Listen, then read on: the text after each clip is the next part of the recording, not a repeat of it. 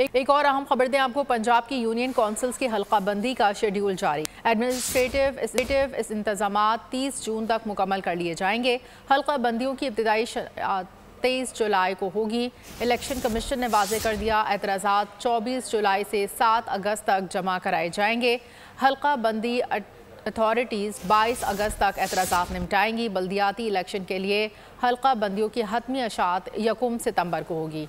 इस वक्त आपको अहम खबर से आगाह कर रहे हैं, पंजाब की यूनियन काउंसिलर्स की हल्का बंदी का शेड्यूल जारी कर दिया गया है। एडमिनिस्ट्रेटिव इंतजामात 30 जून तक मुकम्मल कर लिए जाएंगे। हल्का बंदियों की इब्तदाई इशाअत 23 जुलाई को होगी और एतराज़ात 24 जुलाई से 7 अगस्त तक जमा कराए जाएंगे। हल्का बंदी अथॉरिटीज़ 22 अगस्त तक एतराज़ात निपटाएंगी। बल्दियाती इलेक्शन के लिए हल्का बंदियों की हतमी इशाअत 1 सितंबर को होगी।